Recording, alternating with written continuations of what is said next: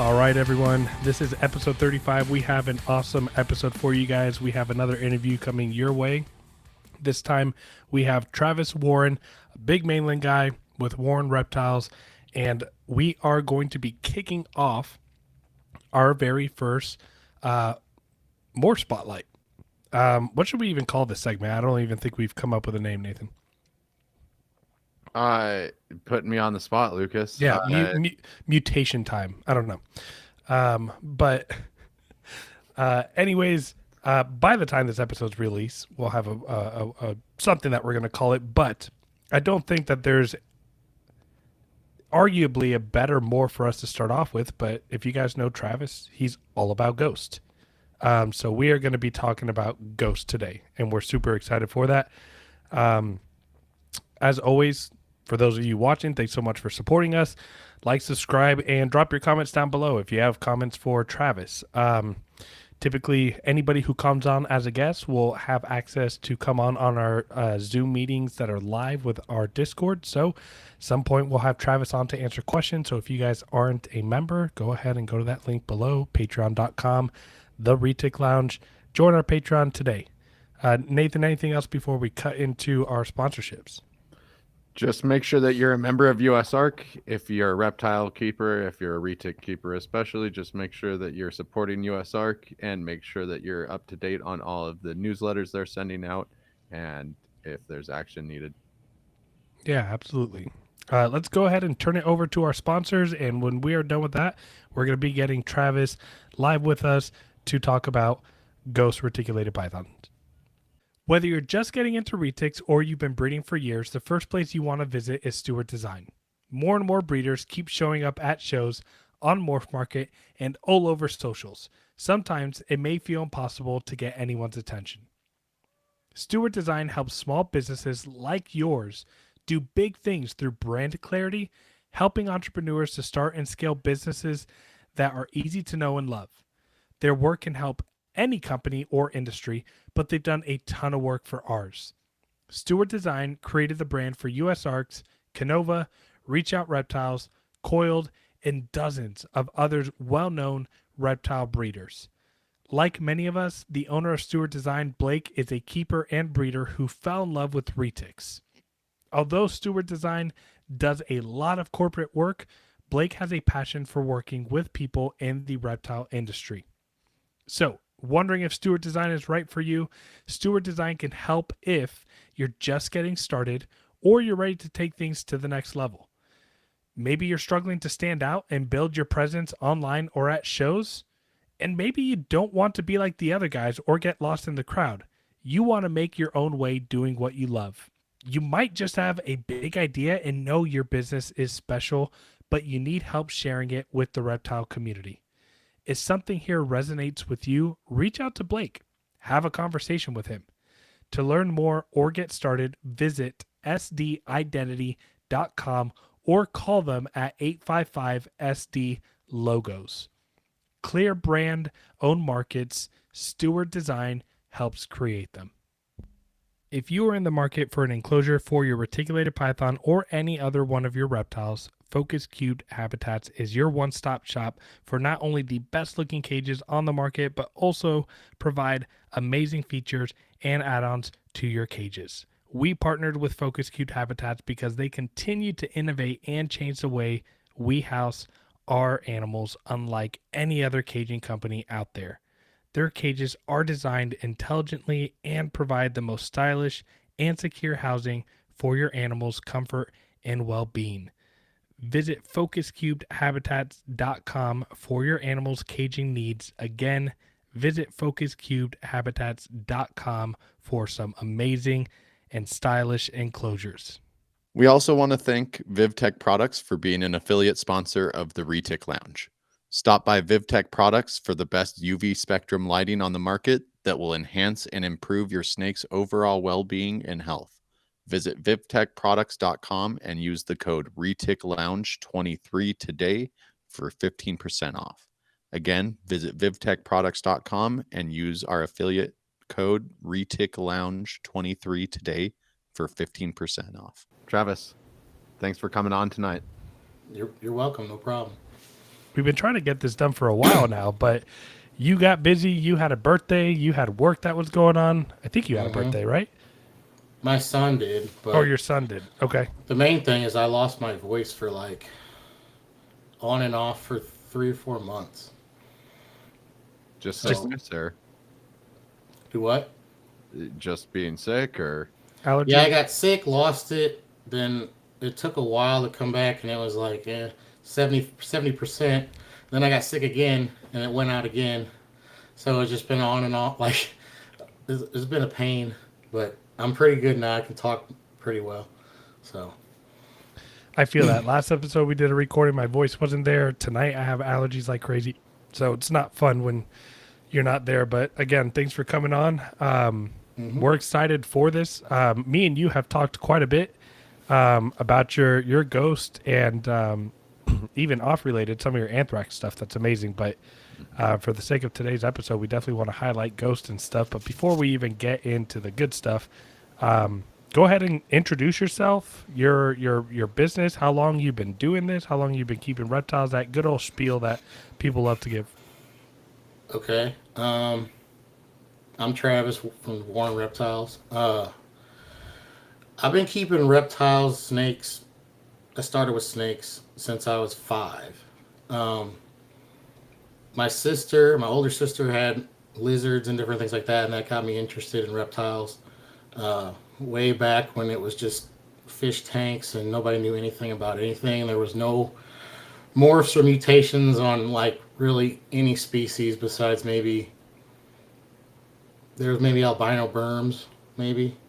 But begged my mom for like a year, and I finally she let me get a snake. So I never bred a snake till probably 2006, 5, something like that. I bred some ball pythons just to see if I could. Was that your first snake too that you ever got? Was a ball python, or what was the first snake you No, the got? first snake I got was like just a regular green snake. Oh, wow. Okay. So then I caught snakes growing up, king snakes, like anything I could find. Just kept them and I'd let them go. I caught several garter snakes that were gravid that had babies, so that was cool. I didn't know they were pregnant. So that was interesting. That was back when nobody knew anything. I killed some of them because I put them on cedar. Yeah, those honest mistakes that happen. Yeah, just like I've screwed up and done it all since the beginning. And ball pythons, like I've seen every ball python mutation since they began. So there's a lot of people that are like, how do you know XYZ about all these morphs of just different species? Because it'd be hard to go, like if you started now to learn everything. But to me, it wasn't, because it all happened as I grew up. So I saw each thing and each combo, and it wasn't difficult to me, just being in the right place at the right time, I guess. and you're pretty well established in ball pythons too, correct? Yeah, I've kept like everything besides venomous, which I thought about some venomous. I like the bitis, all that stuff.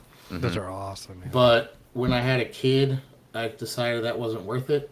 Yep. Not because I'm worried about me, but you know, when he's 6, 7, 8, 9, wants to show his friends and just Wants to be a little shit. And yeah, they don't know that like you're gonna die. Like, I just don't want to go that way at all. But Right. Well, even the best keepers get complacent. I saw Mhm. one of my favorite venomous keepers got bit this just past week.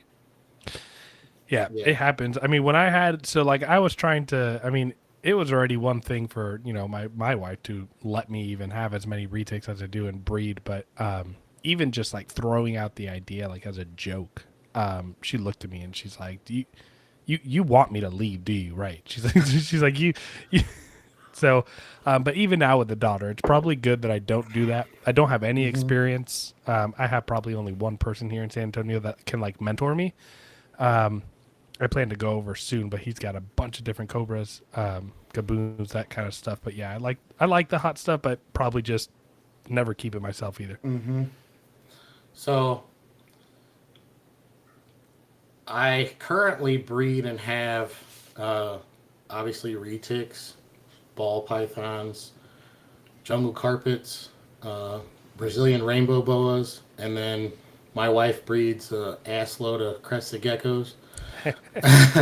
So this is like a spare bedroom that our computer's in that she's switching stuff around to do all bioactive, Nice. and she's all into her plants and all that now. So whatever. It's I feel like that's a big thing for gecko keepers. hmm You know, that obsession with geckos is now turning into an obsession with plants, and when you combine the two, and she's got all these different bugs that like they're nothing to me, but they're cool. And people breed bugs now, and like mutations in bugs, and you can get like these $100 roly polies and crap. I don't get it, but anyway, it the setup once it's all done is really cool, and it's a big improvement from how she was keeping them. But like there's baby gecko there's a whole other room full of them, but they're pretty cool. They're cute, I guess. I kept a couple as pets Mhm. growing up, and I think that's like the first thing I want to get my daughter into with her breeding experience. Like I'd like to, when she gets like around 6, 7, get a couple, let her take care of them and facilitate that process and see if she gets into them. I mean, crested geckos are. I mean, you literally keep them in room temp, and Right. It's you like the mix. easiest. Like Yeah, I always said, snake's the easiest pet, but nah, lizards, a lot of lizards to me are high maintenance, but geckos are not. They're like you said, room temperature. They eat paste. right, You can. I mean, she feeds them bugs as like treats or to get them to grow quicker, but you don't have to do any of that. They're just right. her first one. She actually killed because it got too hot. So that we you just want them like 70 to 80 degrees. Yep. So most people's house.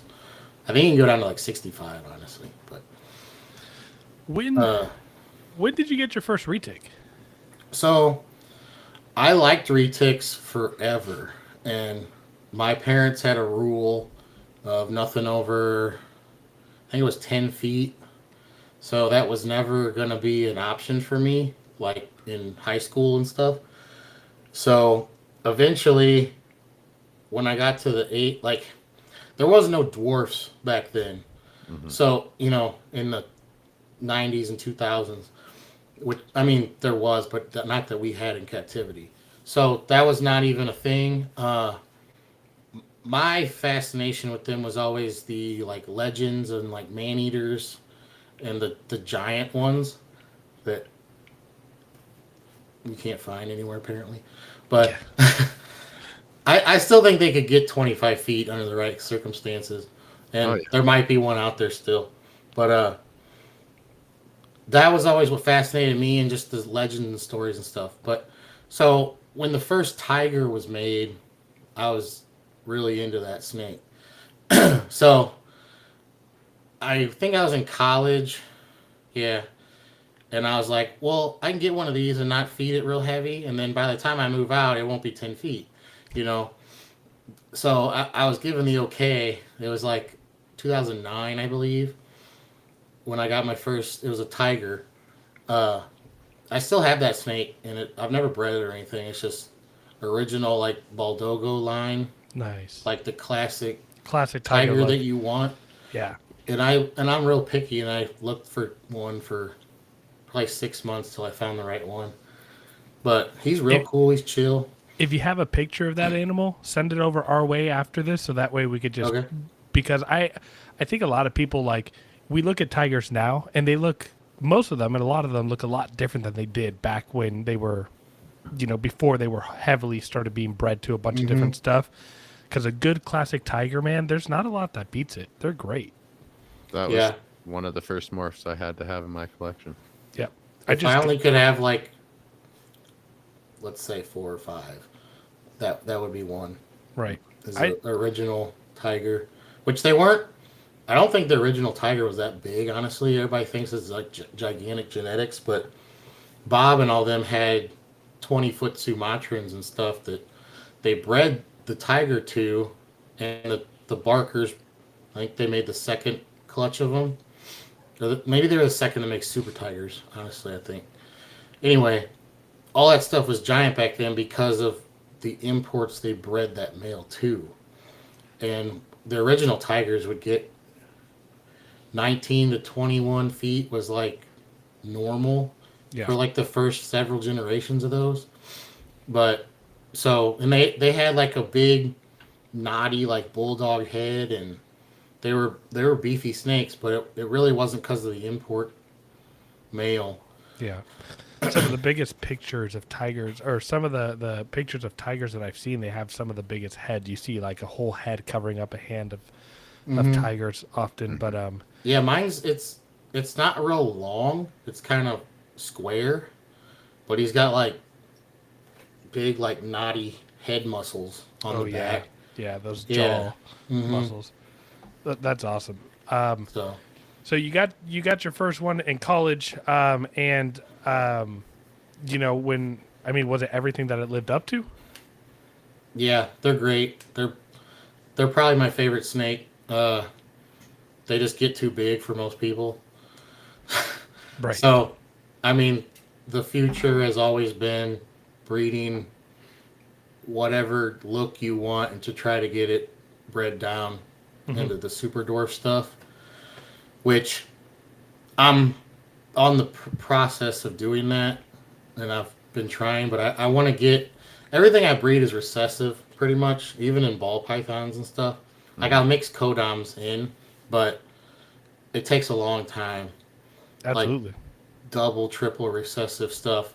So my thing is I want to get to those end goal animals and then breed them into pure super dwarfs. But I also like giants. So I like both ends of the spectrum, honestly. But Okay. the best size for me is probably like the most fun is like 13 foot. Okay. Yeah, I got a Solaire that's over 14 feet, and she's a handful to work with by herself. I'd probably say my sweet spot is like as far as like having fun and like feeling like you're holding that big retic and big animal is probably like 10, 11 feet. But yeah, I haven't been keeping them as long as I only have one adult mainland in my collection, so I don't have experience with monster retics. But I was actually going to ask you. I'm glad that you mentioned the super dwarf stuff. I kind of wanted to get your opinion on what's your opinion and thoughts on this, the super dwarf craze, the dwarf craze, all that's going on. So originally I didn't believe it. And I even had super dwarfs before they were cool when they were just looked like shit. But they're supposed to like this thing looks brown and dull and it's like it's supposed to stay small. Okay. So I got one and the thing didn't stay small. And that's why I was just like, I don't believe it. People are just starving these things or whatever. So I got rid of it. It was a Calatoa, but I don't know anything about the thing other than it grew. So I was just like, this is bullcrap. It's just another locality that looks like the original genetic stripe stuff was smaller, but it wasn't like super dwarf small. Yeah. So I thought it was just some mid-sized snake. Like a lot of Jamps, the original Jamp stuff, they varied a lot. Yeah. And they weren't tiny, but they weren't 20 feet. No. So I thought it was just something like that. But then in recent years, I've got more stuff that I know the lineage of, and it doesn't grow. Yeah. And that's why, generally speaking, I've never liked those labels. Super dwarf, because we talk about dwarf, right? And we're talking about Solaire and Jampayas, and they can still get 14, 15 feet, right? That's why I've always liked this idea of... There was an 18 or 19 foot Jamp. Oh, yeah, I know. I've seen pictures of it next to a gallon jug. And it made that gallon jug look like how a super dwarf makes a Sharpie pen look, right? One of those Burt's Bees pictures. Right. And I have some Jamp cross animals that they don't have like hardly any Jamp in them, and they don't grow. Yeah. I don't get it. They're like 12.5% Jamp, and they don't grow. Yeah. I don't know. It doesn't make any sense, but I've always liked just labeling islands and localities based off of just small, medium, large. That way people get an idea of what we're talking about. Because, that word superdwarf can be misleading. Even with a snake that gets 9 feet, 9 feet for some people is still giant. But, maybe nowadays, back when I was first getting into the stuff, every retic got 17 feet. Yeah, that's true. So when you say super dwarf or dwarf, like even a 12-foot snake is a dwarf to me. Because, I mean, most people nowadays don't even know what a big retic is. Like, you see mainland you see mainland males staying in between 9-11 feet quite frequently. Yeah, but like most people have never had a retic probably over 17 feet. Nowadays, most of them don't get big like back in the day when they'd bring them in and they were just asshole snakes that they wanted you to die. So, but I've had several 19-footers, and that's a big ass snake.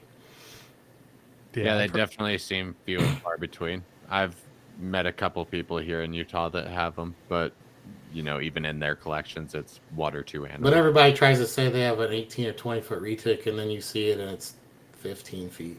But that happens in the superdwarf community too. Like a lot of people see these big animals and they overestimate because in the person's mind they want big, right? So same thing happens. I don't know. I'm going to try to name this phenomena. I'm going to make up like a stupid name for it, but I'm one of the only ones that underestimate them. Well, yeah, there's like this bias.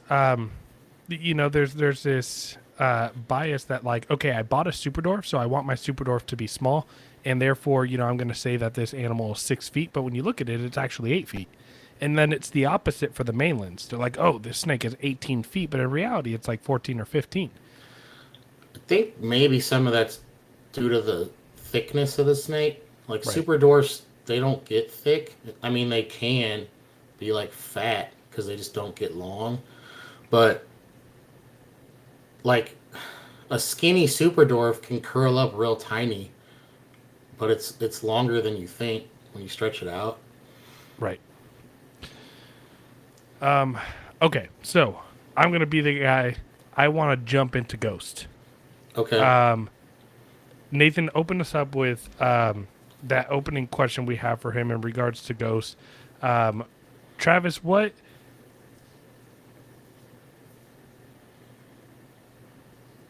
Give me a second. We had a list of questions that I'm pulling up for you.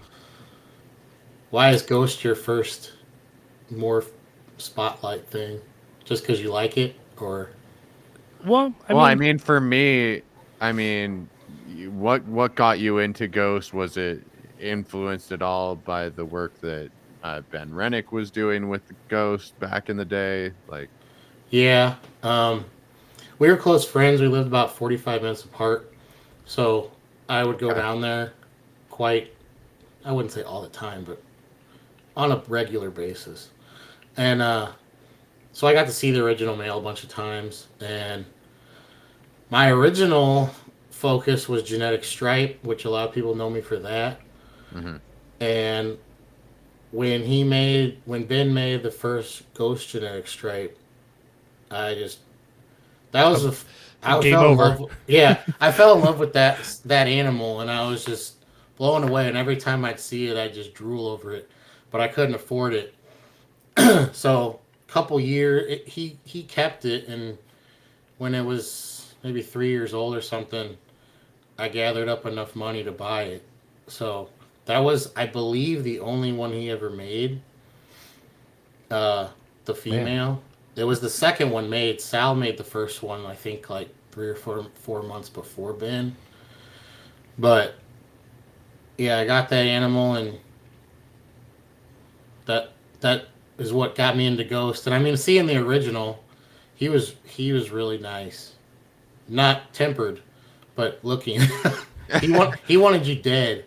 That snake was mean. I've heard that a lot about Ghost. Is that typical? What, their attitude? Yeah. No, like okay. It was just that original male was bad. Okay. Like I believe after Ben passed away, Gavin got the snake for a while until it went to the person it ultimately went to. Uh, but I've heard stories like he would wear like coveralls to get the snake out and just let it bite him and then move it. But like you had to tail it like a venomous snake Mm-hmm. and point it away from you like a gun. Like it would let you kind of touch its tail, but it wanted you dead. It wasn't just mad. Yeah, I've seen a snake in a collection like that. It's weird. Yeah, most people don't know what wild caught retics are like.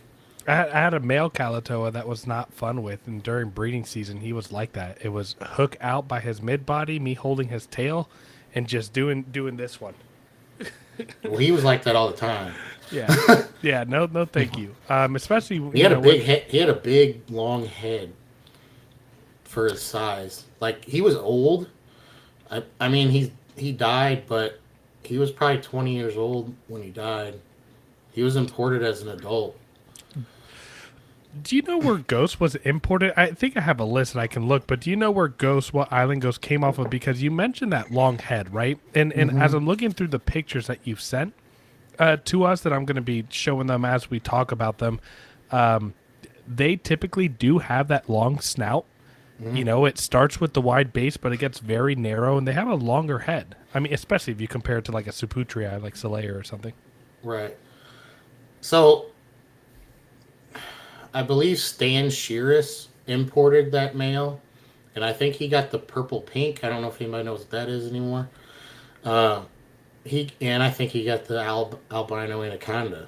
He got a lot of stuff back then, but Ben got that project from Stan, and I believe it was just it was from Indo. You know, there was no locality like attached to it, like most stuff back then. But since then, like I have several friends in Indonesia that just send me pictures of stuff they find. So since then, there was 4 or 5 males ghosts all found in North Sumatra, like really high north. I think it's Medan or it's like Median. I think it's Medan City or something, North Sumatra. Those were all found around that spot. Since then, there's been one other ghost-looking animal that was found in Malaysia. Oh, okay. So Medan City.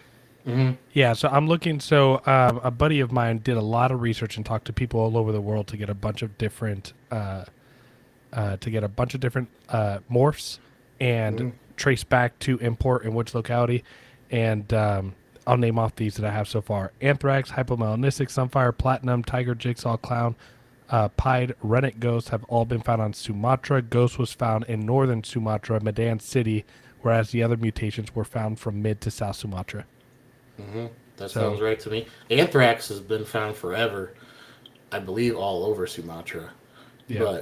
But yeah, the ghost stuff was really north, whereas a lot of the other mutations are always middle or south, and then they go into Java and other stuff for most of the mutations we have. But yeah, I found it interesting that all were found. They were always males, which was interesting too. But they were all found north Sumatra, Medan City. 4 of them in that area, and then 1 in Malaysia, and that's kind of where they cross over anyway. Yeah. And are those just the 3 that you focus on? Genetic stripe, ghost, and anthrax? No, I got it like everything. Okay. Oh, you gotta see. So what was that crazy? You have some insane. No, you have some pretty insane anthrax combos. That you did that are for sale. Yeah, I was looking at some of those. Yeah, I made a Sunfire Mochino Anthrax genetic stripe. That was a long time in the making. Het purple too. I try to make everything het purple now, so even if you want to call it byproduct is good, because everything I started with was het white. It was just a long process to get away from that, which I still have some stuff like that. But yeah, I've made it Lav Anthrax, Mochino Anthrax, ghost anthrax that died. It was all kinked up and messed up. Man, That was off the original double hets from Ben. some of those I would love to see pictures of that if you do have any. ghost anthrax are out there. I'm pretty sure. I don't know if it's Aaron Lee or I don't know who else is working with it that took over that project. Yeah, Aaron got a pair of double hets from me and made one, and it's doing great. Yeah. And then I sold another pair. One of them was a 19-foot female, Oof. double, and she was. If all them hets are mean, except one of the males. One of the males was like a wild caught bad, and the other male was totally puppy dog. So I kept the nicer ones for a while, but yeah, the 19-foot one just lays 68 eggs for a guy. Nice. Wow. So he'll be hitting some ghost anthrax, I'm sure. Yeah, you have to at that point. If you don't, and they end up going down the shitter again, or they don't do well out of the egg, you almost got to start wondering, right? After 3 clutches, if Yeah. you know, So ghost is, I would say, a little bit of a tougher gene. Everything I pick's like that. I don't know why, but genetic stripes a pain in the ass too, especially the original ones. They you cannot get one of them things to eat the babies. Once you get them to eat, they're fine and they do great and everything. And but a lot of the original genetic stripes would get egg bound and die. The babies wouldn't eat. They're just gorgeous animals though. But over time, I've worked with them to get them better. Like the only way you could get original genetic stripe blood snakes to eat was put them all in one tub and just throw hopper mice in there, and they'd all spur each other on a feeding frenzy, just start biting stuff. And as you see a couple of them get it, you'd pull them out and let them eat. But yeah, you'd have to force feed them, and it was just a pain in the ass. can you, The Nathan? I Royal feel like Rumble. that's so right. Like Nathan, I feel like for us that are newer, that's such an abstract idea that no one would ever fucking think about. Yeah, keep them all together.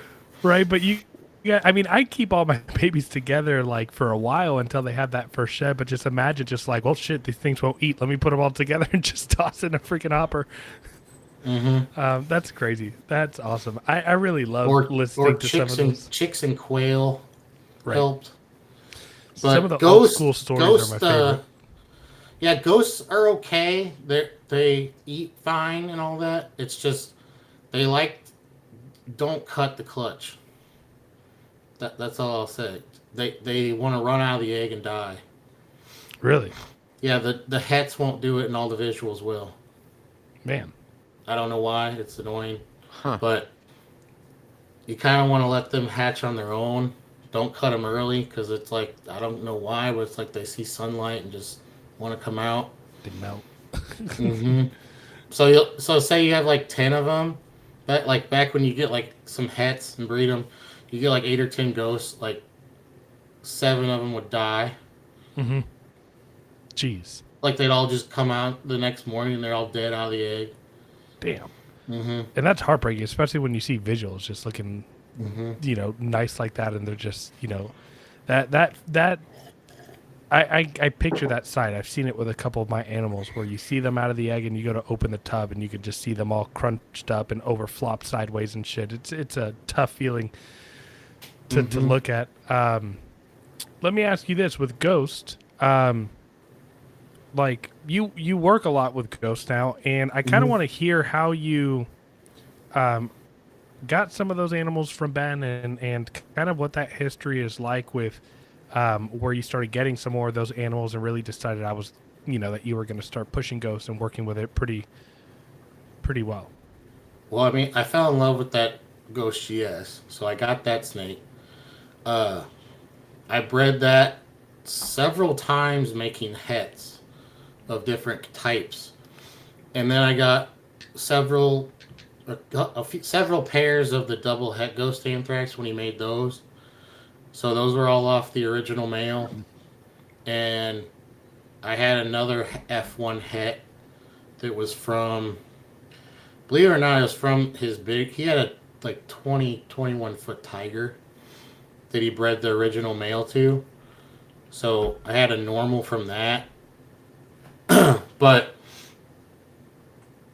I found breeding ghost into tiger makes them yellow. Okay. So I wanted to keep them white because that's everybody wants them white, like the bone white look like the original male. Which I mean, when he made some yellow ones out of the Ghost GS double heads, and then he'd make white ones, and it you kind of figured out that like one female made white ones and one female of his made yellow ones. And it's I don't know if it got in there from the GS locality stuff because a lot of the original Yeah. GS had a yellow head, Yeah, super yellow heads. which Like if was go ahead. I was gonna say like in today's day and age, like a poor man's yellowhead Bali is get a GS. Yeah. So, but I mean, I love the yellow head and the GS stuff and pretty much in everything, but that's what you don't want in a ghost. Right. So I bred a Sun Tiger double head albino GS to the Ghost GS, and I went backwards from that. I've done like I've made several hets and then remade them because I don't want tiger in them. Right. Because the tiger they had. I mean when they were first made, I think Sal made the first ones. They were awesome looking, and then when they got like 6 months, a year old, like they gain yellow as they shed and age. Yeah. Which, if you look at a tiger, it makes sense now that you see it that they're a yellow back and the snake has yellow in it. Yeah. So I don't mind adding yellow to the sides, Mm-hmm. like in Sunfire or Platinum or whatever, if it keeps the like the spine, the dorsal, and the head white. That's my goal, is to keep the top white and change like the side colors and pattern and stuff.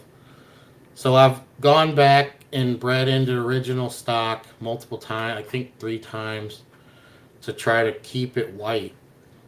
And I found that even so in a tiger breeding to normal, let's say you get half tigers, then you have tiger siblings, let's say. When you're doing that in Ghost, even the tiger siblings get tainted from the tiger. And I think of it like paint. If you have a white bucket of paint, you put anything in it that is wrong, it taints it forever. Right.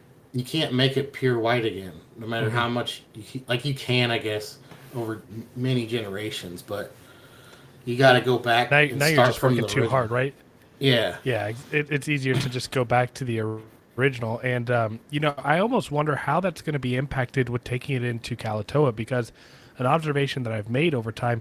So, for example, amels, right? Amels are known as they age to get really white heads, to be really white animals. But if you look historically at the amel Superdorf stuff, the stuff that was taken to the Baldogo line stuff, generally speaking, those amels, the 50% Kalatoa amels, there might be 1 or 2 people specifically trying to remove that yellow pigmentation, but they keep a yellow head for a good amount of time. Actually, I have a 25% Madu, 25% Kalatoa, so 50% Superdorf Amel male. And he is 4 years old at the time where you should start to see some of that yellow head fade away for the Amel stuff, and his head is just like, boom, yellow as hell.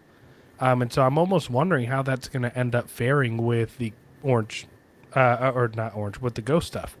I'm wondering if there's going to need to be a lot of concentrated selective breeding to remove yellow from Kalatoa.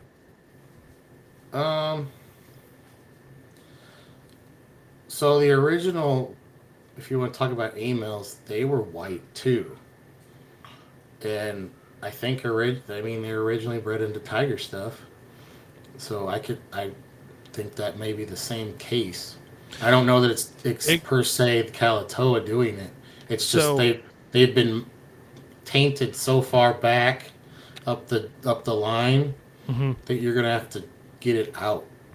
So I know with my individual that I have from the Madu side, it's only 2 generations out from the original an original Baldogo to an imported Madu. And then, so that was a 50%, and those were hets. They took those together, and then on that third generation is where that half came from. Now, the Kalatoa side, definitely, that could have been something that might have been taken in. I don't. So they don't all originate from Stephanie's breeding? Yeah, yeah. So, Oh, they do? Okay. so the Stephanie's breeding from the Kalatoa, but there's a separate line that was the Madu stuff that Jaggy. So I was gonna say I don't think Stephanie's was Madu. No, Stephanie's was a Kalatoa half of my animal that I have, but there's a second half of. So somebody else made hets. Okay. Yeah, someone else also made visual Madus, 50% Madu amels. But they made hets first. Well, Like yeah, two of people course. made hets and they've come together again. Yeah. Okay.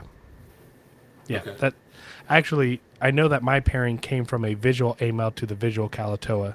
I mean, a visual Madu, visual Kalatoa. But anyways, yeah, so that's one of those situations where the Kalatoa could definitely be tainted. But I know that the amel stock has a yellow head as well. I mean, not the amel, damn it, the Madu. I keep saying amel and Madu like they're... Okay. Yeah, Yeah, but, I had a Madu. I guess it did have yellow in it. and that's the thing is, if you look Yeah. at them, you know, you would see phenotypically speaking, you wouldn't think that it would draw a lot of yellow up. But at least Anything that's brown yeah, ends up being yellow. You want silver. Mm-hmm. That's why I love those Barry Leonard line Kalatoas so much. oh yeah, Like, super silver. I've tried several. I tried twice to breed an anery to my Ghost GS. That's and what you got to do. I failed both times. Because I could have done it a long time ago, put an anery in it, but I wanted to do it with a pure anery, pure super dwarf anery, which there was none. Right. So I borrowed Garrett's and tried, and it didn't work. He has an anery that's a 75% Madu, 25% Kalatoa. Yeah. I tried with that animal, but since then I got from Daniel Solis a anery male that's Karapa Kalatoa cross. yeah. I have an anery female over here that's related to Retic stock. Yeah, I've been at Super Dwarf stuff. Yeah, the 75% Kalatoa, 12.5 Jampea. Mm-hmm. Yeah. Yeah, he had Super Dwarf snow things. Yeah. Man, I forgot that you. I forgot that animal you had was Ben Rennick line. Both of them are the purple that produced for me a couple years ago and this year. Our Rennick line. Nice. Who'd you get that from? Eric, maybe? Eric back in the day, and then the anery came from Richard Bilbo. Okay. It's funny because to us three, and I'm just listening to us talk, and we're able to like guess the people right, and we're guessing it right, and we're guessing the locality and stuff. For people who like are just getting into us and listening to us talk, they're like, "What the hell are these guys even like? How are they?" Well, that's what I was saying. I've been around each other's sentences. Much inside baseball. I've been around from the Right. beginning, so I know where stuff went and who had Right. things. So that's why. And I followed Right. most localities before it was a thing. Like I didn't own them all, but I was just Yeah. there's key animals I remember from history, I guess, and where they were from. I know where most mutations are from, just because I was around to see when they were first caught. Mm-hmm. But most people don't care about that stuff. People are starting to care a little bit more. Mm-hmm. Yeah, I mean now it's a thing. Now that you know, can't get anything. Right. Yeah. Now that you can't get it right. I mean, if everyone was into it when we could get shit, we would have so much more diversification in captivity, than we do now. Now we're kind of bottlenecked for most localities. Well, there was somebody that preached that a lot, and nobody listened till now. You probably know what I'm talking about. Yeah, I know exactly. Controversial guy. Yeah, he did. He did a lot of that importing stuff, and this individual loves to post posts from back in 2012 when he was preaching this stuff, and he shares it. Like they pop up on his timeline. He's like, "Told you, fuckers." Yeah. So, what clearly the bonehead white about Ghost is something that you love. What is it that you hope to like continue to do and push Ghost into? I know that you mentioned Super Dwarf, but like, what are some crazy ideas with Ghost? If you're willing to share that. I can share because I have most of the stuff made. So I think Annery will help it. Okay. So I have double hets with other codoms in Ghost Annery. You're making me kind of glad that I didn't get that Ghost from you recently. If you got that in the works. Oh, you need that snake because I don't. But I have too many snakes and I need space. But anyway, I think Annery can help keep it white. I made Motley hats that I don't know why, but nobody really gave a fuck. But I think the Motley is gonna really keep them white because it makes yellow albinos white, like Right. the orange glow Motley, purple Motley, all that stuff stays white or gets white as it ages. If you look at an Annery Motley, that head is almost bone color. I have one in my garage right now. She's an Annery Motley, and her head is just like astronomically, just like completely like Yeah, so bone white. it's gonna be great with Ghosts, and Right. I don't know why people didn't see that or see the value in it, and I guess they will when I make a visual one. And Motley's But sexy. I don't know why a lot of people hate on Motley. They're nice. I really don't like Motley. I don't either. I like them. But They're every clean. gene, It does clean everything up. Like I'll I'll get say- at that, but every gene has its place to shine. Right. Whether Right. you like it or not, there's a lot of genes I don't like that people love. They don't do anything for me. But Motley is gonna be very good. Like the original Orange Glow Motleys were awesome as babies, but then they stayed awesome. They just changed. So just seeing what that did to Clark Phase and Orange Glow and all that stuff, it's a no brainer to put it in Ghost. Right. So, I have it in double head Ghost Annery, but I want to. There's even That's those nice. genes that you fall in love with early on that you realize later on after running some projects that you know Yeah. don't serve you as well, like Tiger. Like I love my Yeah. Tiger stuff, but it's Yeah, I love Tiger. very specific what I'll ever run to it. I love Tiger. I just can't have it in my Ghost stock. Right. Yeah, exactly. So Motley's gonna be good. Annery's gonna be good. I think. I have a Platinum Ghost GS that I'm waiting for her to go to put an Ocelot to. Ooh.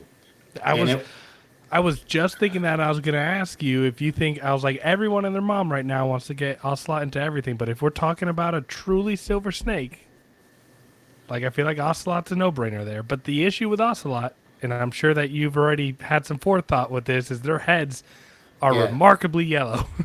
Most. Mine's not. No? Okay, cool. No. So I tried to pick one. So there was debate for years if Annery is in Ocelot. Aubrey's working on And that theory. he's kind It of looks pretty proved, promising. He's kind of proved that it is. So I have an animal from that line, I guess. They're Me all too. from the same line, but they've been split up now. There was one male that is responsible for that lineage of Everything where that it we might- have here is from one clutch. Oh yeah, it's from So- that original male that produced the clutch, and we got those Hudson. Yeah, so those were bred to a orange glow het white. So we got those in, and everybody wants to call them different things, which whatever. But it turns out that there's probably Annery in it too. So mine is either an Annery Ocelot or a het Annery. But it has one of the least amount of yellow heads. But that wasn't even my point of getting the Ocelot, was to breed it to Ghost. But I wanted to breed it to Genetic Stripe. Whoa! That was what I wanted to do with it. I feel like you could create a silver snake that has like a black tri-stripe, that has like. Yeah. Anyways, So Genetic Stripe was like my original bread and thing. butter. So they have the same kind of color palette. Like the Ocelots are very silver and blue. Like they fire up blue, which are Genetic Stripes are blue on the sides when they fire up. I'm still looking to get a genetic stripe, but I haven't found the perfect blue one. They're not always blue. Yeah, it's They not fire easy to. up blue. Yeah, it's not easy to find. But that's what I wanted to do, and then I was like, well, the original female I intended to do didn't work out, so I was like, I'll just breed it to the Ghost GS I have that's platy and do it that like all in one shot. Because I think the male ocelot I have is probably the best one to go with a Ghost. There was somebody that bred an ocelot to a Ghost, but I think they used 2 males. So they say they're dope, they're hets, but are they? You know, some might. Right. It was a split clutch, I believe. Right. So let me ask you this. You just send us some pictures on Messenger. I want to roll some of them. You have access to your phone, or is that your phone recording? no, I have my phone here. Okay. So in that first group of picture, this is just kind of a teaser for those of you that are watching, to be able to see what these animals look like and how incredible they are and why we're even highlighting ghosts. They're just amazing animals. And for those of you that are listening on Spotify or Apple Podcasts, go on YouTube and subscribe and hit the notification bell, so that you get to see the visuals that we're showing on here. But that very first picture that you send, it looks like a genetic stripe that has its head tucked away. Mm-hmm. What's the full genes on that one? That one's the first platinum Ghost GS. And who produced that? I did. Okay, cool. When? I'm bad with dates. She's probably about 4. Okay. Oh, nice. I have a male that I didn't send you a picture of, but it's a Sun Stripe GS. Come on, Or Sun Ghost GS. send it. So I told you I have like 35,000 pictures. I gotta dig. So this animal right here, what I love about it is like that middle stripe that it has. You can definitely tell where that platinum is shining through, right? You can see that crazy yellow that comes through, but then everything else is just shut down to that bone color. How's the head on that one? So it's faintly yellow, and it's fading. So when you hatch ghosts, you can kind of tell. A lot of them will have some yellow in the head, and they'll either gain it or lose it. And you can kind of tell when you're looking at them what's going to do what. Like another picture I sent you of the original Ghost GS from Ben. That thing is bone white, but I had to look when that thing was probably 2 years old or something. It had a yellowish head, and they fade as they age. Yeah, kind of like the same I was talking about with Amel. Mm-hmm. It starts to get better as it ages. It ages like fine wine, right? But some of them do hatch white and stay white. That's ideal. Mm-hmm. Now let me ask you this: you have a picture of a younger one that's on Aspen. Is that the one that's available? No, that's not available. You sure? Yeah. That one's the best one ever. That one's like the wild caught male as far as quality. I like that open back stripe that it has, just kind of almost all the way through, connecting down to the base of the tail. Yeah, the original one was striped pretty much all the way. Damn. And then there's the one with the black background. Yeah, that was a bigger female I had that was posset striped that didn't prove out. But she was nice, had a nice head. That's the one I made. I bred a Motley Golden Sun to her to get the Motley in. Awesome. I gotta try not to use the same snake every time, so stuff's not related. Yeah, exactly. You need to diversify as much as you can. I got a text from Nathan, by the way, just to give you and our listeners a heads up. For those of you that don't know, Nathan has had some back surgery before, but he's like, yo, I'm getting nerve pain from sitting down, so I'm going to go stretch real quick. So Nathan's going to be back in just a minute. Get him an inversion chair. Right, dude, I need one of those, He could be like a bat. He just hang upside down on video. And then we'll dangle a Superdorf on top of him and see if he goes after him. Yeah. Yeah, man, some of these animals are absolutely just phenomenal. And I mean, I know that we've talked a while, and I'll have you hang on afterwards when we're done with this because I do want to talk a little bit of some ghost ideas that you have. Because you've also made ghost pos head anthrax. I made those from double heads.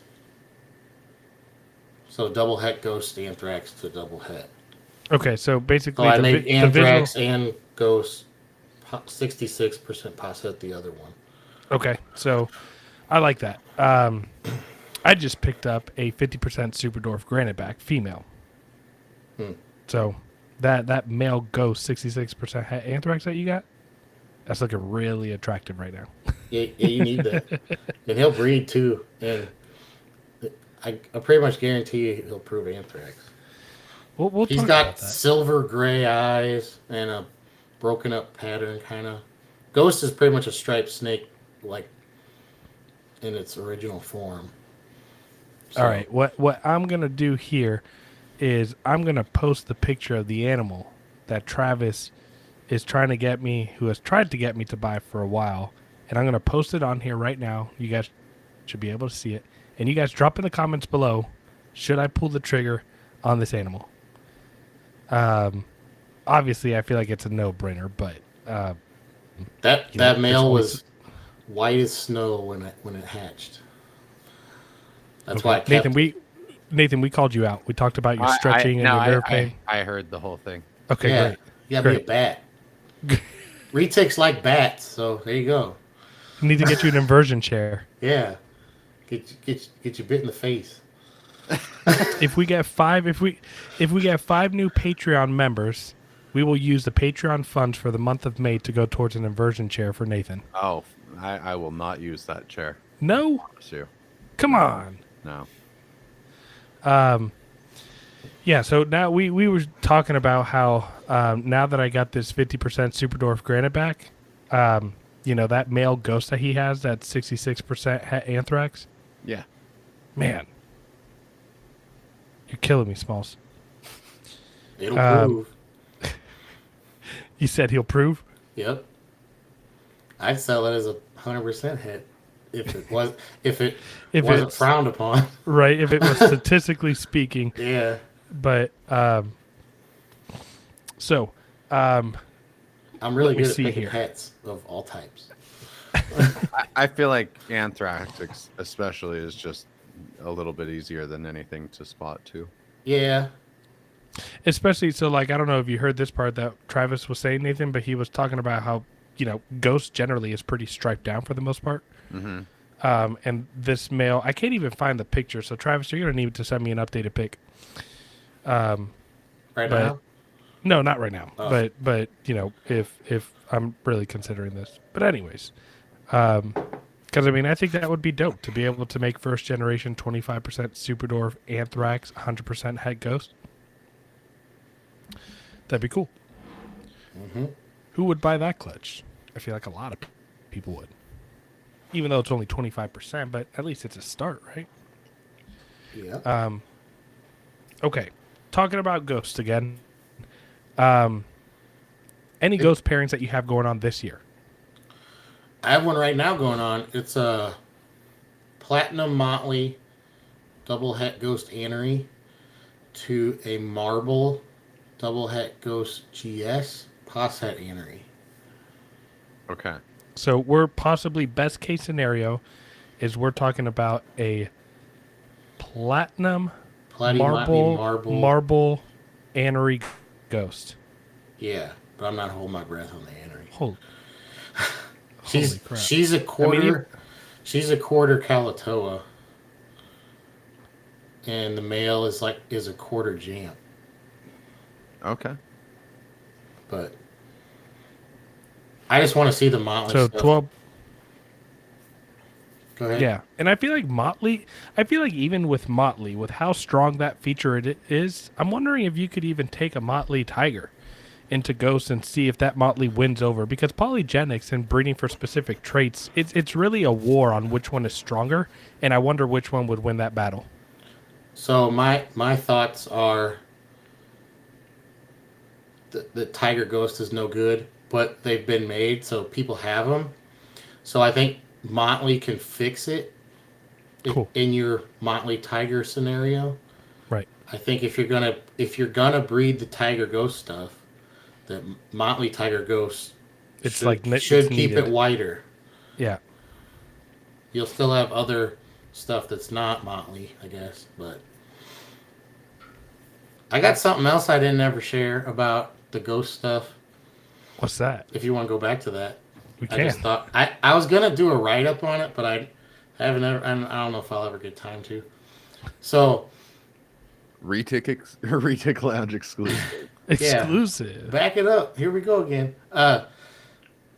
So I think the gene was named correctly, meaning I don't think it's an albino. So if you're thinking ball pythons, you think hypo and ghost. So it's not really an albino. Because I asked Ben that. I was like, does it have albino eyes? They don't have red pupils. Even like if you shine in like an orange glow or something's eye, you can get like a reddish. So I bred it to hypo. Because I was like, oh, this could possibly make like a blue snake. And it didn't work. So you bred a visual to a visual, and it didn't prove to be allelic? I bred het to het, but they're proven hets. Okay. And So it's not You're allelic. 100% sure that hypo was a proven het? Yes. Because I can't tell you how many... I've been on the hunt for a hypo for a while. I can't tell you how many people try to tell me that a visual isn't a visual. Hypo's pretty complex. So I had a visual hypo. You did. You sold it. I traded it. Or traded it. I'm sad. But I also have hets too. I don't know how you could mistake a visual hypo and a het hypo. No, you can't, which is why people trying to sell me a het as a visual, I laughed at them. I was like, okay, I understand. You yeah. probably haven't heard of me, but get the hell out of here. Yeah, okay. Anyway. No, but yeah. I bred a het hypo to a het ghost. Just to see, because I didn't want to waste a visual ghost or a visual hypo in breeding like that. Because basically ghost doesn't work with any albinos. Because Ben bred it to an A male. Didn't work. Which means it won't work with blonde. Sal and I bred it to Clark. Which means it won't work with caramel or mocha either. Because that's all the same allele. So I was like, well, I just got to see. Somebody's got to do these things to further information, I guess. So it was like 34 eggs. So het to het, let's pretend it was allelic. I should have got one or a couple, and I got nothing. So Let me ask you this. it's not allelic with hypo either, as far as I'm Let me concerned. ask you this. Both proven hets on that single pairing, is that enough for you to feel 100% confident about that? I'm pretty confident. Okay, cool. Like you can put your head at night knowing they're not allelic. Yeah. Because that was a big thing. That was something that we were talking about like 2 years ago. Yeah, like 34 eggs to not get a 1 in 4, Right. you know, Yeah. to I'd be pretty miss on positive. every one. I mean, it's Can I- possible, but it's pretty far out there to not hit it. Can I also be quite my opinion on this hypo and blue hypo versus if you look at ghosts. Ghost, I think, is a true example of what a hypomelanistic animal is, right? I feel like if you look at hypo and blue hypo, I don't think that's Why is it? just the amount of color spectrum that hypo has. But hypo is just reduction of black. And- That's the definition, basically. So Yeah, no, that's what there's no black on a blue hypo. at all. So you don't think that dark blue is on that black color spectrum? Like they fire up really blue, but when they're not fired up, it's like a dark root beer color in person. It doesn't go Okay. it doesn't go black completely. Maybe maybe an art major can comment in on whether that color that you see on hypo, if that is part of the black color spectrum. Like literally. I don't think anything's black other than black. Because like even like a Motley Golden is not black. No. It looks black, but it's brown. Because if it was black and you made an albino one, it'd be all purple. That was the theory long time ago to try to do that. Right. So there is no true black retic, even though even that Dark Knight that Sal made, I pretty much guarantee if you made that in a purple, it wouldn't be purple. Yeah. It might have a purple tail, like some of those purple tail Goldens. I haven't even seen those before. Nathan, have you? That was quite a few years ago. There was some dark purple Golden Child stuff that the whole tail was purple. Not the Golden Child, but the Motley Golden, the Dark Knight. Okay. The Dark Knight is like 4 or 5 genes, I believe. Is Anthrax in there as well? I can't remember, but it probably is or should be. I don't know why, but I feel like I haven't seen a lot of. But even that animal that's blacker than a Motley Golden, like it's got a black head and everything, there is no true black retic. But anyway, point being, there's no black on a hypo. Okay.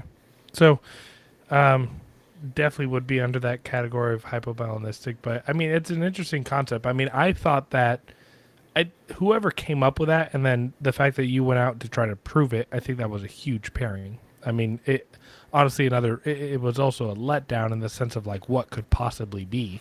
Yeah, but if nobody tries these things, nobody learns anything. Right, exactly. So I think it was a necessary evil, like a necessary pairing that needed to happen for the industry. Well, like all the other pairings in the past that don't work, you can call them a waste too, but we had to do them. Right. Like I bred Ghost to albino, so did Sal, and Ben bred it to email, just to see if any of those albinos were elite. Nothing.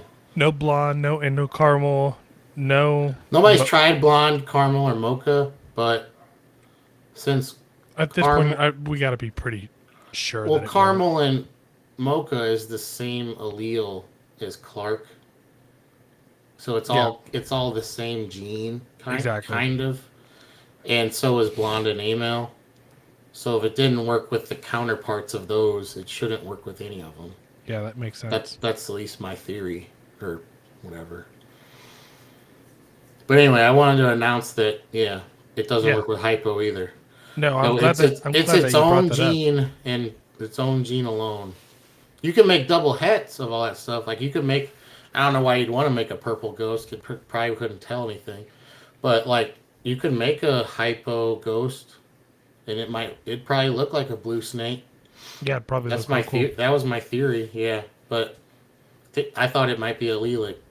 Are you gonna keep pursuing it? No, I have too many retics Yeah, to make, and everything I do is recessive and double het, so I have to have a male and a female for everything. So, and that's a 10-year project. Yeah. Yeah, it's a long time. Any last statements that you want to talk about Ghost you didn't ask me about their size. Oh, damn, that's true actually. Good genetically, they're big. That was another thing I was gonna say back when I heard about their temper, is I also heard they're larger animals. Yeah, they're a big gene. I don't really have experience with them being mean, other than the wild caught, but in the first hets were bad. But they're a big gene. Like they're a 20-foot gene. Even the Ghost GS, the original one I had, it got to, she was 17 foot or so. Damn. That's a 50% original stripe blood. So it's a big gene that like they're totally capable of 20 foot, 21 foot, big long head, which I like. I have one that I'm gonna try to make over 20 feet, just because that'd be cool. I mean, by the time it got that big, that thing would be completely bone white, dude. Well, that bone white baby one that you have a picture of. Yep. I sent you a picture of her too. That's the same snake in the 632. Yep. But that snake is gonna be big. Awesome. So I'm gonna try to get that one to 20 feet if I can. Her mom's 19, so I don't see why she can't. Any other species that you're working with outside of just the retics and the ball pythons? Like just and projects you're excited about. In the jungle carpets, you said. How are the jungle carpets? They're cool. I have like a trophy pair that I breed at like every year. I just don't like dealing with those customers because they all want 700 pics of each parent as they grew up and all this stuff, and then they don't buy them. So it's I usually sell them to other people, like, or wholesale the clutch to people that want to do the work as far as dealing with the customers, because it's a trophy bloodline, and they all stay like yellow jacket, bright black and yellow, but people still don't believe you, I guess, because all the babies hatch ugly, and then they gain yellow as they age. So, but yeah, my jungle female's big. She's like 8 feet. Oh, damn. Yeah, like almost as big as your wrist. Wow. Gosh, and I bet with that head, I bet those teeth are. I would not want to get bit by that girl. Yeah, so jungle carpets I had too a long time ago, and those things were evil. Like after I got bit, like I legit got bit probably 100 times by one of them, and I was just like, hell with these things, they suck, they're Satan spawn. So, but I got some later on that they're all pretty cool. My wife doesn't like them because they're kind of jumpy because they're arboreal. Right. But a lot of times they bluff. Right. I feel like that Morelia, just the Morelia group in general, with asking for lineage and grandparents and great grandparents, and which is it's an amazing thing that I wish we had in retics, but at the same time, I've never heard that perspective from a seller that it could be kind of a pain. But now that I'm thinking about it, like absolutely, like if you don't have that stuff perfectly organized, like, and even then, you still spend 5-10 minutes like sending pics, information, like of each generation. It's not 5 or 10 minutes. And then they're it's like days of questions and pictures, and they want this and that, and then they fall off the earth or have to ask their wife, and then yeah, or they're waiting on their taxes that never come. Right, they're like, I'm waiting on my taxes. It's like October. It's this like, all sounds bad, but I really do. I like and am willing to help anyone that's a legit customer, but I'm a very busy guy, so it gets very frustrating when people are tire kicking. I understand. And not everyone's gonna buy every animal. Not every animal's right for each person. I get that. I'm a very picky buyer too, but it's just like some of the times it's like, come on, man. I try to be transparent as a buyer if I'm just window shopping and just trying to get an idea. I feel like a lot of people have been more receptive to me asking questions ever since I spent money on an ocelot. They're like, okay, this dude's got an ocelot, so he's more likely to buy a $2,000 snake. Yeah, but like I don't mind helping anyone, and I have lineage on most of my retics because I called genetic stripes dwarf back in the day because a lot of people did. And then, so I kept percentages on all of my stock because there was such a problem and mystery behind making velvets. Oh yeah, velvets were very difficult to make, and they still are difficult to make. And just understanding that whole relationship was fucked up. Basically, the way it's the only way I could say it. It like you could breed a tiger het stripe to a stripe or het stripe, and like some of them you'd never make a velvet, or it'd take like 100 eggs and to get a velvet. For those of you that don't know what a velvet is, it's a tiger genetic stripe, right? And it's a silky smooth, flawless striped out animal. Yeah, so Gavin named them velvets. He made the first ones, but there was not a lot of tracing or being able to go back on what was bred to what and what lineage, and so it took a long time to try to figure it out because it doesn't work right. Like you should make 50% because tiger's in there, but it doesn't. Like you'll make all tiger hets and all stripes. They won't, but then they won't mix. Really? So anyway, my long story short, my findings were that the closer to original GS blood that you used helped. And then once you make a velvet, it'll breed like it's supposed to. So I like that theory. So Tim O'Reilly and I talked actually, and he talked to a geneticist about it because none of it made any sense. And there's a lot more we don't know about genetics. Like none of us are geneticists, but basically it was explained that each gene it has like however many proteins with it. So it's funny that you mentioned this because last night on our Discord live we had a genetics nerd, Christina Hill. We were talking about Anery and the Anery complex, and she has a background in genetics and biology, and she just went off eloquently on like how we don't know shit. Yeah, no, we don't. But I'll try to. It's been a long time since I've explained it, so let me try to explain it.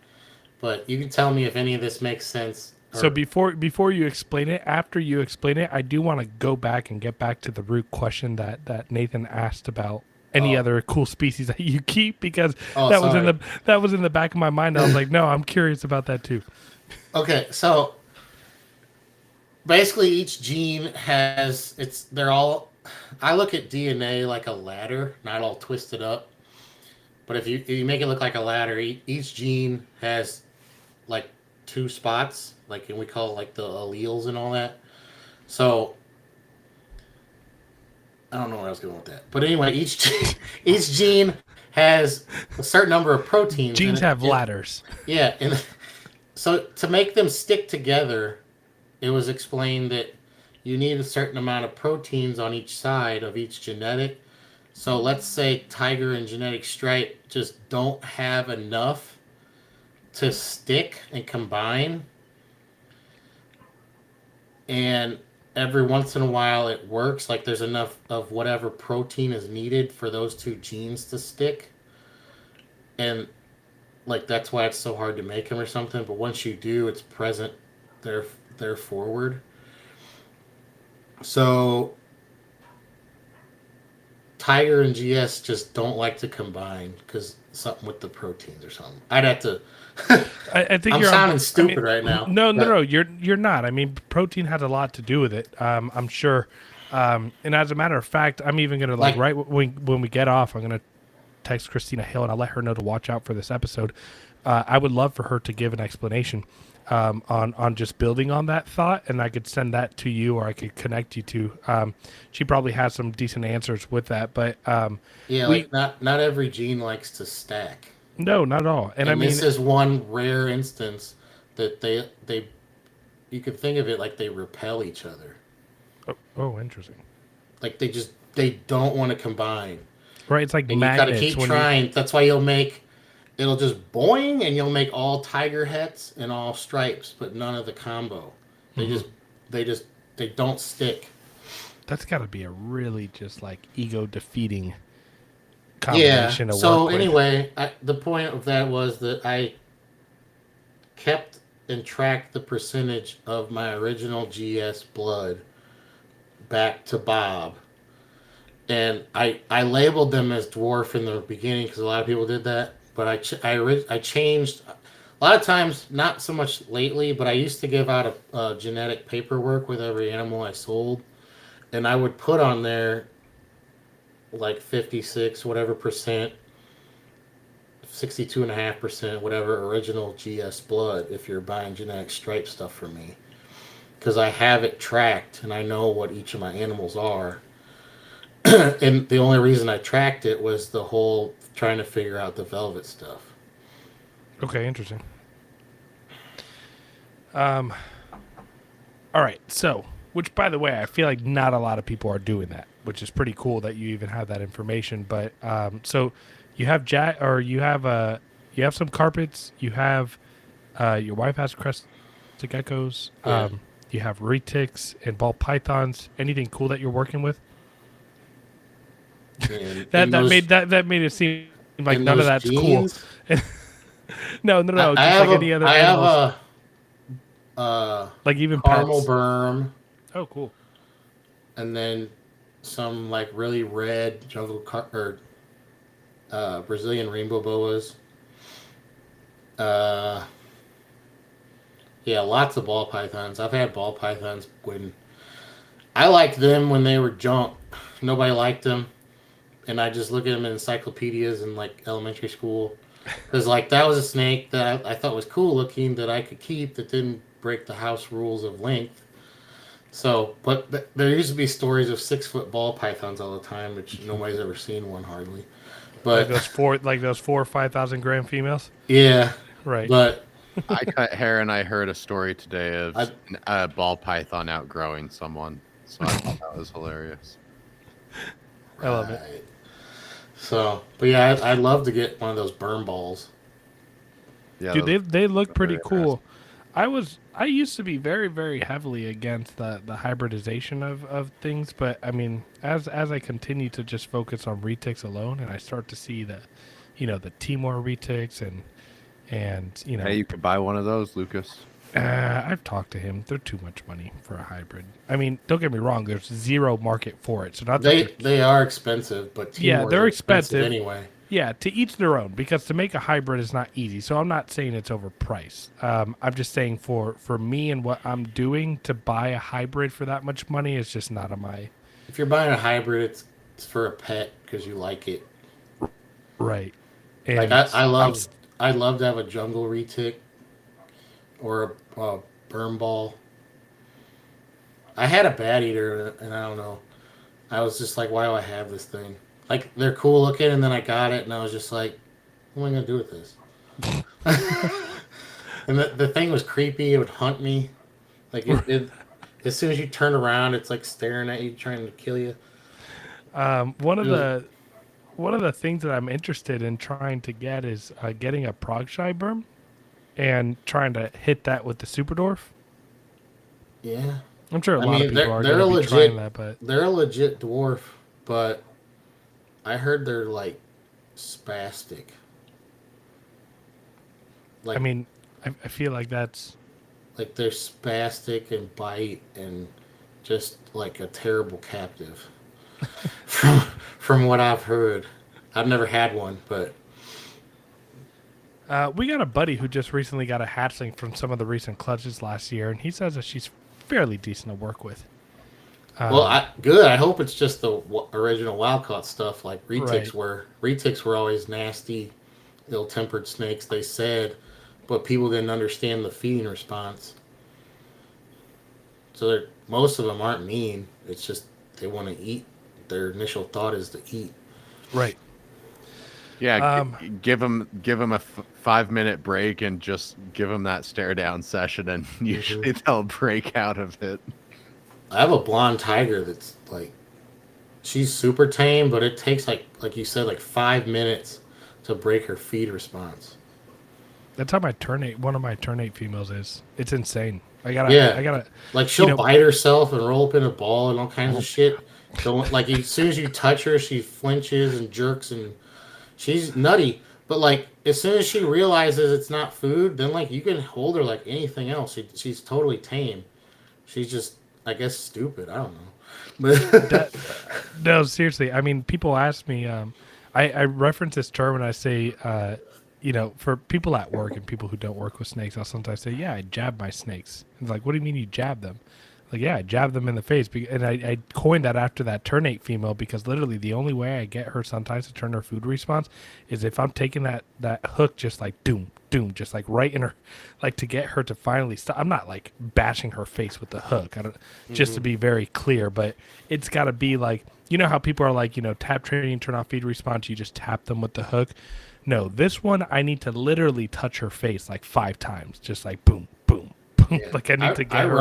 I rub the hook all over their body and stuff. Right. Too, but Right. I got a couple of retics that you could get with no hook. I have a couple. Yeah, me too. Some of the younger ones I've been working a lot with it to get to that point. I've raised some retics though that were tame, like puppy dog tame, and then until they got like to 2 years old or 3, and then they went psycho. So then they're like, we don't need you anymore. yeah, they're like, feed me so I can make follicles. Right. Let me ask you this: you have one child? Mm-hmm. Yeah, How old? He just turned 2. Oh, awesome. Yeah. Yeah, he's My super daughter cute. just turned 2 in January. He's super cute and really good, and always slept through the night and all that. He's like, that's why I'm scared to have another one, because the next one will be Satan. Honestly, I feel like that's exactly how my daughter is. She's sweet. She's nice. She sleeps through the night. He's always happy. He doesn't, loud Right. noise don't bother him. He sleeps Next all one's night. gonna be evil. Yeah, that's why I was like, I don't know if I want to push my luck. How is he with the reptiles? He get excited? Yeah. Yeah. Dad, downstairs, snake. And he just, right, yeah, he's dude. just snake. Go see snake. Dude. And it's like, That- no, I have to go down there and clean. That's awesome. I love hearing that. Yeah. Your son, like literally, my daughter does the same exact thing. Yeah. Downstairs, snake. It's like, hurry up and get bigger, but I don't want him to hurry up because he's cute, but then you can clean the snakes. So I actually saw this life hack. So if you have a child and there's like a certain age before, but you can make them an employee of an actual like LLC, but that money before they're eligible to actually make an income, you can put away what you're paying them in like in the bank or in some type of retirement fund or whatever the case may be, or not retirement fund, but like something for it to build interest. Wouldn't like write it off. Well, number one, you get to write off, but number two, you get to put money for your kid aside that gets to build interest when your kid is like 5 years old. And just keep Can doing you do that that. if they're not helping though? So, I mean, you define, man, you want to get into the business aspect of what a write-off is? I got 20 heads of cattle that died this year from heat exhaustion. Right. Not. Yeah, but yeah, you can also, if you do all that in your house, like a portion of your house, you can count. Yeah, so I broke it down to square footage. So I got I got a 2,000 square foot house. My garage is 400 square feet, so I take that percentage, I write it off. Yeah, you can do all that stuff. Yeah. Business is it's interesting how it works, and if you do a little bit of research and you learn how these rich ass top 1% people write everything freaking off, you can actually learn a lot. The loopholes are there, and they use them. Right. That's why they hire all these fancy people to find all these loopholes, so they don't have to pay. Right. And it's like, I don't know if you blame them or not. The loopholes are there. I mean, if they're there, it's legal. Yeah. People, they should pay their fair share, which, I mean, they should, but they're legally getting away with it. Well, yeah, that's what I'm saying. I mean, if someone has the ability to profit more... If you don't like it, change the law. Right. Right. Totally agree. Nathan, you got anything else before we sign off? No, not much here. Just thank you for spending your night with us, Travis. I really appreciate it. It was good no meeting problem you. anytime. Travis, where can people find you? Social media. I have a Warren Reptiles Facebook page, and then Warren Reptiles on Morph Market. We have an Instagram too, but a lot of that's updated by my wife, so you'll get more gecko stuff than snakes. But Morph Market is usually where I put stuff, or just like on the retic pages, I'll say like usually what I'm breeding or if I have eggs or something, and then a lot of times people will contact me if they're looking for stuff. But you can just contact me directly on Facebook too, on my personal page, Okay, if cool. they're looking for anything. But Yeah. Like Nathan said, appreciate you coming on. For those of you that have stuck out to the end, you definitely got a lot of gold information and some new findings here at the end. Don't forget to like, subscribe, comment. Give us a go check out our Patreon, see what it's about. We have a great Discord channel. And again, for those of you that are listening on Apple Podcasts or Spotify, we really appreciate you. And again, to our sponsors, thank you so much. Everyone, have a good night, good morning, good evening, whenever you're listening to this. Take it easy.